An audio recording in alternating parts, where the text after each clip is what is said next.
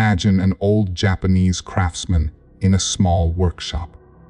Every morning, he unlocks the same wooden door, sits at the same bench, and repeats the same quiet movement with his hands. Year after year, decade after decade, he carves, sands, refines. No big announcements, no new era posts. Just calm, relentless repetition. Now contrast that with you. New notebook, new routine, new promise. For a few days you feel unstoppable. Then stress hits, your sleep slips, someone disrespects you, a small failure punches a hole in your confidence, and the whole structure collapses. Again, you look at men like that craftsman and assume they were born different, built from some material you never received. But you are not broken, and you are not cursed. You are just badly programmed. Your mind has been running the same script for years. Chase intensity, demand quick results, compare yourself to everyone, and when you inevitably fall short, punish yourself with shame. That code makes consistency almost impossible. It is not that your willpower is uniquely weak. It is that your system was never designed to survive ordinary hardship. Japanese culture developed a different kind of code. Not motivational slogans, but deep principles that act like patches for broken mental software. Kaizen, Ikigai, Wabi-Sabi, and the ruthless clarity of Musashi are not aesthetic words. They are instructions for how to live without constantly betraying yourself. This video is not here to hype you up for a week. It is here to strip your current operating system down to its bones and offer you another one. Because unless you question the programming that has been quietly running you until now, you will keep reliving the same cycle, asking what is wrong with you, instead of seeing what is wrong with your code. The moment you see that clearly, you stop blaming your nature and start seriously upgrading the system that controls you from inside. You know the pattern by heart. You get sick of yourself, decide it is time to change, and flip the table on your life.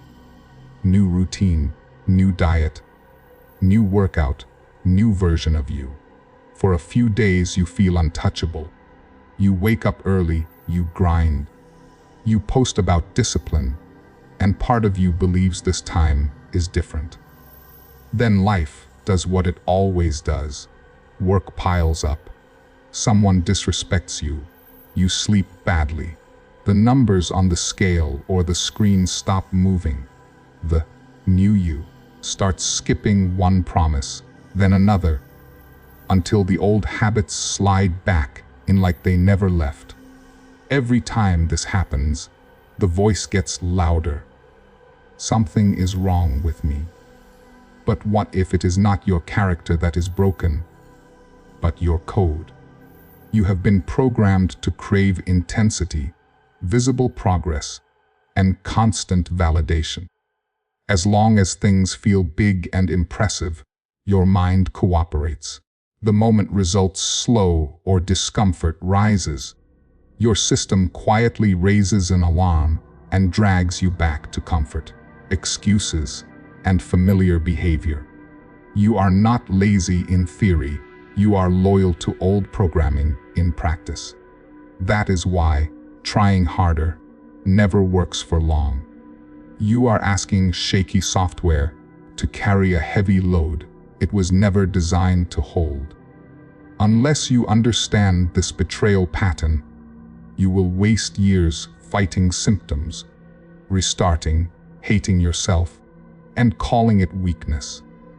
Japan answered this problem a different way, by building an entirely different operating system for the mind, through 4 principles that guided their warriors, craftsmen, and elders for generations. Japan's answer to the betrayal you feel when you try is not more motivation. It is a different code for the mind. Think of it as the reprogrammed mind code, built on 4 pillars that quietly replace the chaos running you now. Kaizen, Ikigai, Wabi-Sabi, and the mind of Musashi. Each one rewrites a different part of you. Kaizen answers, how do I improve? By demanding relentless small improvements that are almost invisible in the moment, but brutal over time. Tiny upgrades to your behavior that slowly overwrite who you believe you are. Ikigai answers, why do I bother? It is your reason to live the meeting point between what you care about, what you can become good at, what the world genuinely needs, and what can realistically sustain you. With Ikigai, discipline stops being empty suffering and becomes payment toward a life that actually fits your soul.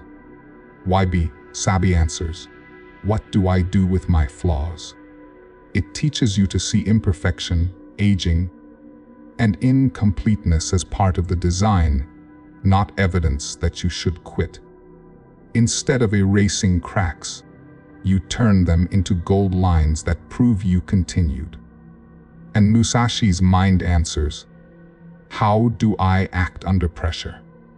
It is the warrior's wave cutting through attachment to comfort, opinion, and distraction so you can see truth clearly and act decisively, even while afraid.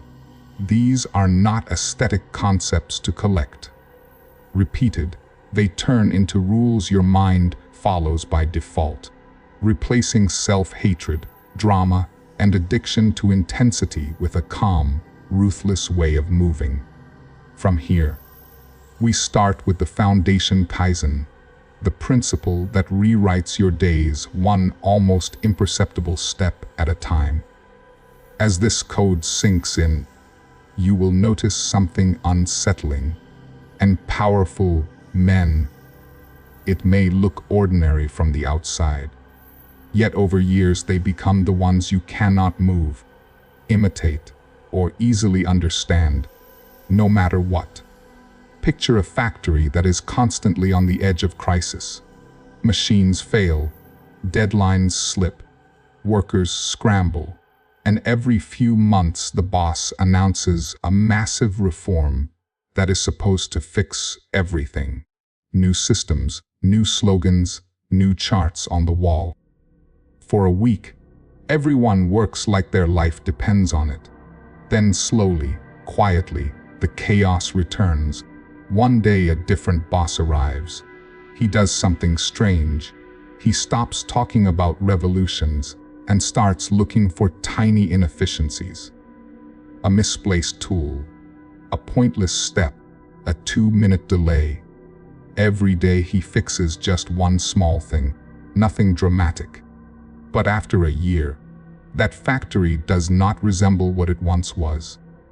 Kaizen is that second boss, applied to your mind and your life.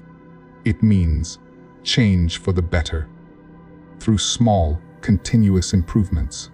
Instead of trying to reinvent yourself overnight, you choose one behavior that matches the man you want to become, and you improve it by 1% each day. Wake up 5 minutes earlier, add one more rep, read one more page, speak one honest sentence you would normally swallow. The power is not in the size of the step. It is in the refusal to interrupt the process. Every small act sends a signal into your nervous system. This is normal now. This is who I am.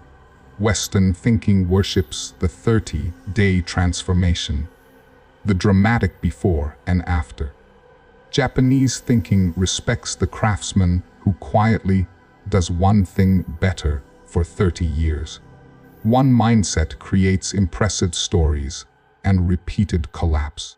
The other creates men you never hear about who quietly become unshakable.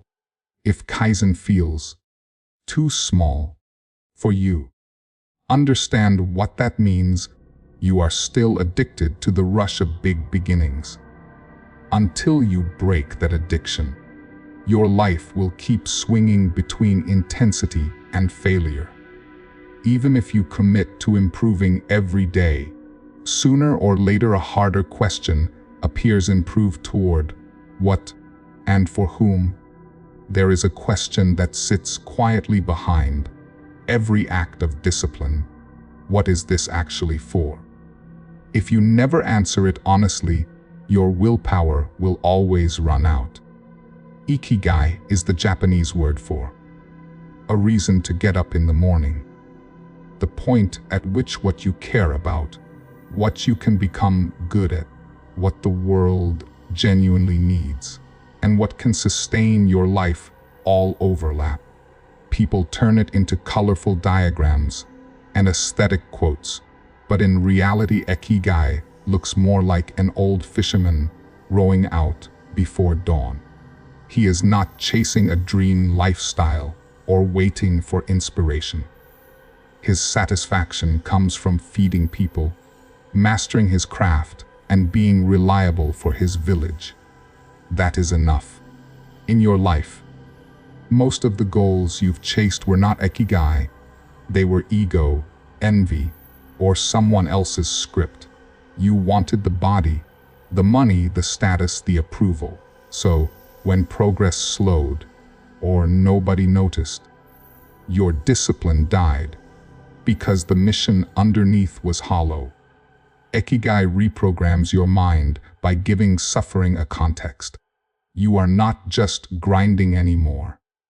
You are building a way of living that feels internally right, even if it looks unimpressive from the outside. The question shifts from, how can I get more? To, whom do I want to be useful to? What problems am I willing to carry for a long time? You will not find this in an afternoon. But you can choose a direction now that makes your Kaizen more than mechanical self-torture.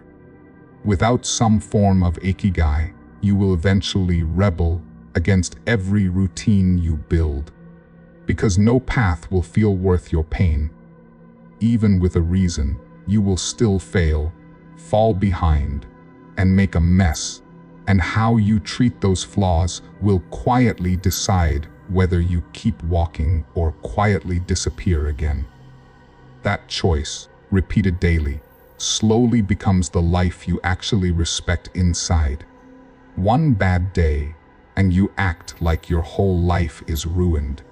One missed workout, one relapse, one stupid decision, and your mind doesn't say, I slipped. It says, of course, this is who I really am. That quiet verdict is what destroys you, not the mistake itself. Wabi-Sabi is the Japanese refusal to see imperfection as proof of worthlessness. It is the appreciation of things that are cracked, aging, incomplete, and still worthy of respect. Think of a tea bowl that has been dropped and broken, then repaired with veins of gold. The fracture doesn't get hidden. It becomes the most beautiful part of the bowl, the story of what it has survived. Your life is the same. You keep demanding factory precision from a handmade existence. Every deviation from the plan becomes a crisis. Every flaw a weapon you turn against yourself. No wonder you can't sustain Kaizen or stay loyal to your Ikigai. You are trying to walk a long road while punching yourself in the face for every stumble. Wabi-Sabi is not an excuse to be careless. It is a different response to imperfection. Instead of, I ruined everything, you say, I learned something, and I am still on the path. The flawed day becomes data. The relapse becomes a scar you integrate into your story, instead of a secret you bury.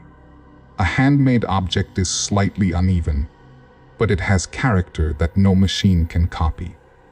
In the same way, you are becoming someone who can keep moving even when progress is messy, because you no longer need perfect execution to feel worthy of continuing. Once you can improve slowly, for a reason, without collapsing at every flaw, you are finally ready for the hardest part. Acting like a warrior when it matters. That is where a harder, sharper mind like Musashi's begins to matter. Most men read about Miyamoto Musashi like he is a legend in a game, not a real human standard. Undefeated swordsman, author of the Book of Five Rings. He lived with almost nothing, fought duels with wooden swords, slept in caves, and trained until his body and mind moved as one. His writings are brutally simple, have no preferences that weaken you, own little, train always. See things as they are, not as you wish they were. Underneath the poetry, Musashi's way is cruelly practical. Cut what makes you soft. In modern life, that doesn't mean becoming a hermit. It means cutting attachments that own your decisions. Attachment to excuses. Attachment to your image. Attachment to feeling ready before you move. When pressure comes, you usually ask, "Do I feel confident?" Or, "What will people think?" Musashi's question was different. What does my way require right now? Then he moved, even if his emotions lagged behind. This is the layer that sits on top of Kaizen, Ikigai, and Wabi-Sabi. You improve in small steps for a reason. You accept imperfection, and when a decisive moment appears, you do not negotiate. You send the message to your nervous system, we move first, we feel later. You are becoming someone whose actions are not easily bought by fear, delay, or other people's opinions. Without this clarity, you can build good habits, talk about purpose, even forgive your flaws, and still choke every time it actually matters. You will die full of potential you never used. With it, your life becomes simpler, sharper. Fewer options, fewer excuses, more clean strikes. But ideas alone are cheap. These 4 principles must stop being concepts and become one code, expressed in the smallest, most forgettable parts of your day. That is where you stop playing with philosophies and start living as a warrior in ordinary clothes, in ordinary rooms, with an extraordinary level of inner authority forever. Imagine a completely ordinary day, lived by a man who has started to follow this code. His alarm goes off and the first thought is still resistance, the familiar pull to stay in bed. But instead of fighting himself with insults, he remembers Kaizen and chooses one small target. Get up within 30 seconds, no negotiation. It is a tiny win, but it sets the tone. As he moves through his morning, the question of Ikigai quietly sits in the background. Who am I doing this for?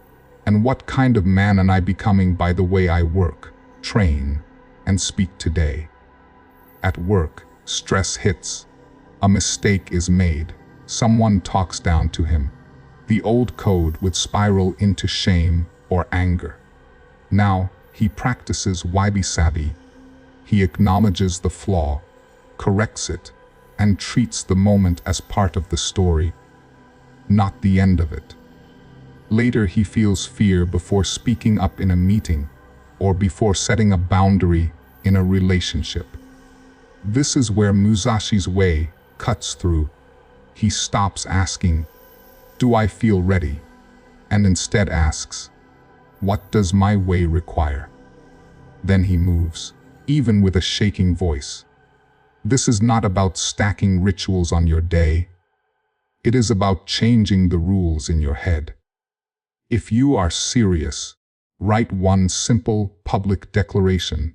From today, my way is. And one small Kaizen act you will repeat daily. Let every setback become Wabi-Sabi training and every hard choice Musashi practice. Over time, thousands of these tiny decisions will quietly turn you into someone your past self would not even recognize. Kaizen teaches you how to improve. Ikigai tells you why to bother. Wabi-Sabi shows you how to carry your flaws. And Musashi's way shows you how to act when it actually counts.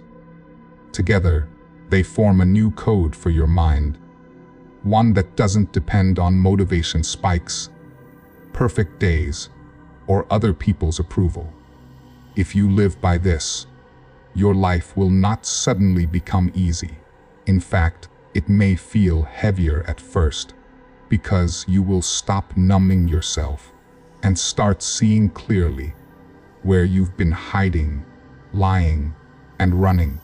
But over months and years, the shape of you changes. Situations that once broke you begin to only bend you. Moments that used to trigger panic start to meet a quieter, heavier presence inside your chest. Other people won't know why, but they will sense it. You move differently now. You are not a lost cause. You are a man in the middle of being rewritten. Whenever you drift, return to these principles and treat your life as training, not as a pass-fail exam you already failed. If you treat all of this as interesting content, a year from now, you'll be hunting for the next secret, still stuck in the same patterns. If you commit, this can be the quiet dividing line between before and after, even if no one else notices for years. Choose one way, one small improvement, one act of courage in the middle of your imperfection, and refuse to turn back.